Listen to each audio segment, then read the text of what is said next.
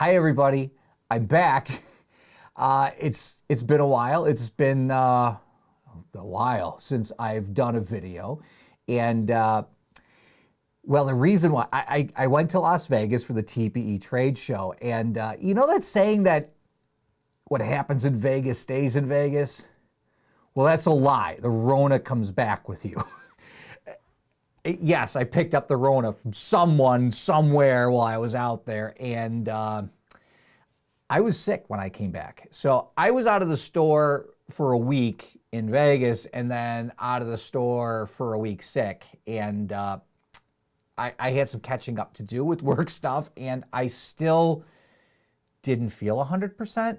I still have a little bit of chest tightness, tiredness, that kind of stuff. It hit me pretty hard. I didn't lose taste or smell, so I could still smoke cigars through coughing fits for that week, which is great. It got me through the week while I was stuck here at home.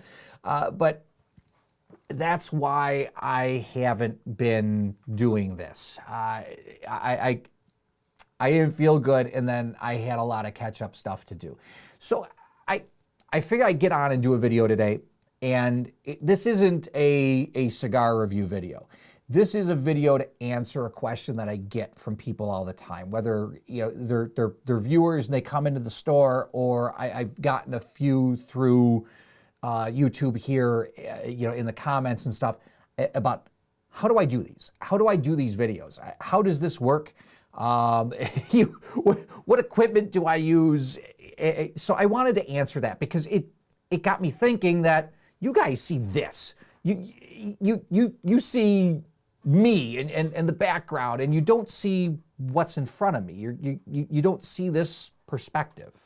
This is only for me, I guess. So I want to give you a different perspective today and show you what's in front of me. And while I do that, I'll kind of go through what's on the desk, the equipment that's here.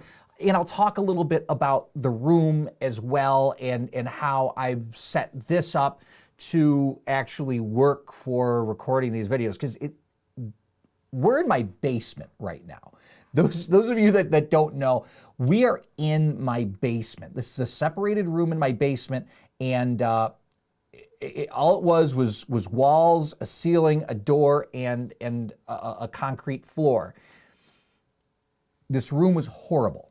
When I first moved in here, this room, if you dropped a pin, the echo would deafen you. This room was horrible. So it took me some work. So let me switch out the video here. You follow me over to the other camera. This is what the desk looks like. First, let's talk about the stuff that's not on the desk, the stuff that kind of makes this room what it is. And we'll start with the audio stuff. I've got foam there in front of me. You can kind of see it, the blue and black on the wall. I know it's dark over there. It's because I don't have lights pointing in that direction. So that whole wall in front of me is all foam.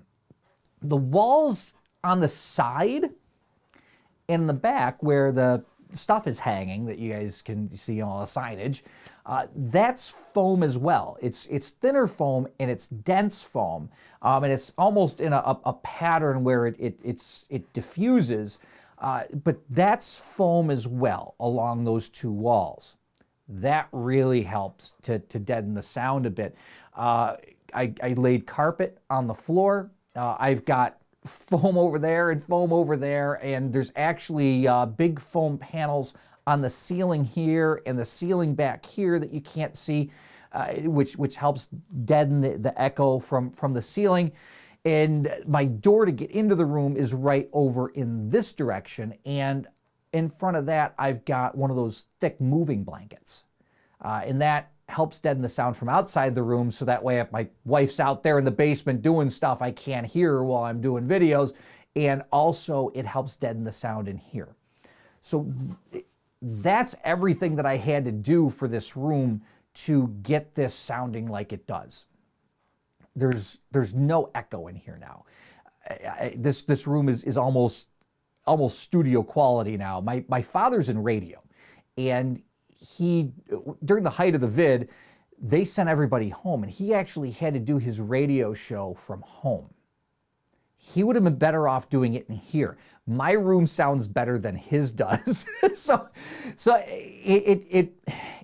the foam is fairly cheap, and the wall panels weren't all that expensive. The carpet, it's just that, sticky tile. So that stuff is cheap. It didn't cost me a lot to do, but it works. Then let's talk about lighting. You can kind of see one here. And this is what's called the key light, which is the one that's normally right in front of me. That one's right in my face. That one's shining on me. That one is what really lights me. There's one over here, which is shining into the room, which is a fill light, which fills the room with light.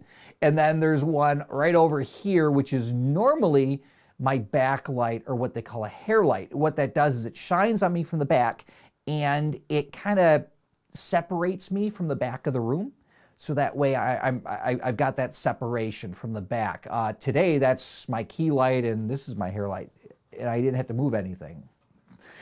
I don't like moving stuff around. I got a system in here. Everything has its place, and I don't like moving stuff around. So it actually worked out perfect with this camera angle. So there's also other lights that are going on in here. I've got, a multicolored light over here. There's actually a light behind the chair, which you guys can't really see, but you can kind of see the light from it coming up. It helps light the back, the back wall. There's a light here right behind my hair light, which shines on the back wall, so it gives a little light to that. There's a lot of lighting going on in here because this is my basement. There's no natural light in here. Without all these lights, this would be really, really dark. It would be, this room's like a dungeon without these lights on. So a lot of lighting going on in here, along with a lot of the sound stuff. Let's get to the desk. This is the Rodecaster Pro. This is what does all my audio processing. I don't like editing. I don't like it. It's the part of this that I really don't enjoy. And I really don't enjoy having to do audio editing while I'm doing the video stuff. So what this does is it processes my audio while I'm talking, gives me a little bit better of a voice, gives me more of that radio sounding voice. Everybody uses those, by the way. You think that, yeah, the people on the radio, they've got a good voice as it is. They all have electronic help. Every single one of them. I'm calling them out. Every single one of them uses electronic help. Back in the day, they didn't have that kind of stuff. But nowadays, oh yeah, you hear somebody with that radio voice. That's all it's all processing. it's all processing. So this is what gives me that. It then goes into this thing here, and then into the computer to be recorded. Above that, this is, I don't script these videos. I don't script anything really. I work better off the cuff, I think, but I'm forgetful. I can't remember 5 minutes ago, much less, when I came up with the idea for a video, or this is what I put notes on. Stuff that I want to put in the video, stuff that I don't want to forget to say, I will put notes on this screen. So with a quick glance over, I can make sure I keep myself on track and I don't forget anything. And then say, crap, at the end of the video and have to re-record it. Because I don't do cuts. I don't like doing editing. So I usually do these things in one take. So that's what this monitor is for. Next we have the Stream Deck here. This is basically how I put stuff on the screen. When I show you a picture of a cigar, the cigar box, this is what I use. This is also what I use to start and stop my recordings. That's all I use the Stream Deck for. It's capable of a whole lot more, but I use it for very simple tasks. This is the ATEM. It's the ATEM Mini by Blackmagic Design. This is what does all the video switching. When I switch to this camera from that one, and if I switch over to what I affectionately call the ash cam, that's what does all the switching for the video, is this ATEM. Also, the audio from the Rodecaster comes into the ATEM and then gets kind of put together and up here to where it's recorded.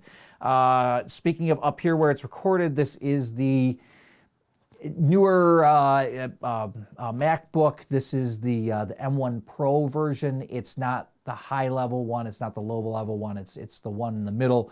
I didn't want to spend a ton of money, and this worked great. I've been a PC guy for my whole life, and my cigar went out. I've been a PC guy for my whole life, and since doing this video stuff, I've made the transition over to Mac because it does work a heck of a lot better for video editing. I gotta say that. I gotta hand it to Mac for that. So I went with Mac. Camera, it's a Canon EOS M50 Mark II. It's not the best camera on the market for for anything, but it was fairly inexpensive, and it's one of the better inexpensive cameras for doing this. I didn't want to spend a ton of money on a camera, but I wanted something that was going to be reliable, something that would do quality 1080p video, and the M2, or sorry, the M50 Mark II it's one of the better cameras for this type work. So that's why I got that. On top of that is a monitor. That's where I can see myself. That is actually hooked up to the ATEM and displays whatever video the ATEM is putting out. So I can look at that. As I'm looking at the camera, I can do a quick glance up and make sure that I am framed properly, to make sure that the cigar that I'm trying to show on camera is actually showing on camera. So I've got the little monitor up there that shows me what's going on. Like I said, this is kind of the brains of the operation. I'm right now recording in OBS. I flip between OBS and Ecamm Live. I can't decide on what I want to go with yet permanently, but I'm using OBS for this one, and I like the way it works. I got a thing here, which it's a Thunderbolt 4 dock. The MacBooks have Thunderbolt 4, and that's where my network comes into. It's where my external storage is plugged into. It's got a lot of crap plugged into it. Next, we've got the Ash Cam. This is a GoPro Hero 10. This will actually do much better quality video than the 1080p that I've got it set to. That's what it outputs to when you connect an HDMI cable to it. But this will actually do it with 5.7K or something, something ridiculous. But that is the Ash Cam here. And let's see, what else do we have on the desk? A keyboard and mouse, of course. My ashtray. My little speed editor for that I use when I'm editing my videos. I take that out and put it next to my my keyboard. A Samsung ultra-wide curved monitor. Not the best monitor in existence, but it gets the job done. It's not the best color-wise, but I don't really do color grading on my videos as it is, so all I'm really doing is some quick cuts and stuff like that. So the color thing wasn't a huge deal, but it's a nice monitor. It lets me do what I need to do. It's got a lot of real estate, so that way I can do a lot of things at once, and actually have a big screen to edit the video, so I can see the video nice and big, because my eyes suck. Let's see, anything else? I think that's about it. I think it's all she wrote. But that's that's everything that's in front of me on the desk, and kind of an explanation of the room. The only other thing is back here, right above the Oliva sign that's kind of fading in and out. You can kind of see it. It's kind of dark back there, but that is where my exhaust fan is that exhausts the smoke out of here and kind of keeps this room at a negative pressure. That's the biggest thing. If you're looking to put a smoking room in your house, that's the biggest thing you got to look at is make sure the room is completely sealed and you have something sucking the smoke out. You need something exhausting it out of the room. And not just doing that, but creating a negative pressure in that room. So that way you're not pushing smoke out of the room, you're actually drawing air, from any cracks or whatever into the room and then exhausting out. You want to create that negative pressure. That's what's going to keep your whole house from smelling like cigars. This room smells like cigars because, you smoke in any room, it's going to smell like cigars. It soaks into everything. But elsewhere in my house, you can't, when I'm smoking in here, you can't tell elsewhere in the house that I'm smoking. So that's what you really need is something to exhaust and negative pressure. I've got a heater back there because again, I'm in the basement. I turn it off while I'm doing videos and it doesn't kick on all that often anyways, but it keeps it warm in here in the wintertime, in the summertime, I don't need anything at all. It stays kind of perfectly, like 68 degrees in here in the summertime. It's really kind of neat. In the wintertime, it does get cool. So I do have a little heater there. That multicolored light that I talked about is right behind my stuff here, and that's what's kind of showing on the ceiling there and giving that splash of color. That's about it. I don't. If you have any questions on any of this stuff, hit me in the comments below and ask. Or if you're a customer of the store, ask me next time you stop in. I'm more than happy to share anything with you. Ups and downs, and how this stuff all works and how to hook it up. If you're looking to do this stuff yourself, I'm more than willing to lend a hand as far as, giving you some advice. But I guess the best advice I can give you is if you're thinking about doing this, if you're thinking about doing YouTube, and the reason I do this is it takes my two hobbies, my two loves, I guess. It takes, cigars and my affinity for electronics and combines them together. So it's fun for me to do this. I have a good time doing it, and hopefully you have a good time watching me. But if you're going to do this, you don't have to jump into it like I did with all this stuff. You don't need it. It's fun to have. If you have an electronics fetish like I have, it's fun to have, but you don't need it.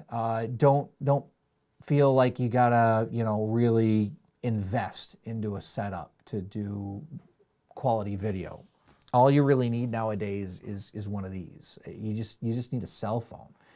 If you want to level it up a little bit, for $20 you can get an external mic that will plug into your phone and give you some decent quality audio, because audio is a big part of video.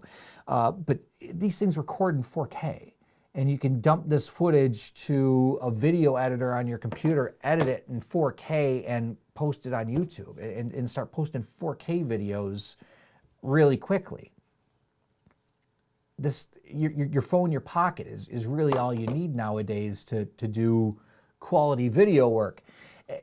So don't feel like you gotta spend a ton of money on this kind of stuff before you start. Get started doing videos, and if you want any help in doing that, any advice, whatever, feel free to hit me up anytime. I'm here as a resource for you. I find it fun, so let's talk about it if you want to. I guess that's it. I will let you get on with your day. Thank you very much for watching me. Thank you very much for having me back after my flirt with with the Rona, and hopefully I'll catch you in another video. I am going to start doing cigar review videos. I think I'm going to do one later on today and jump back into this again. So thank you very much for watching. Thanks for sticking with me, and I'll catch you in the next one, I guess.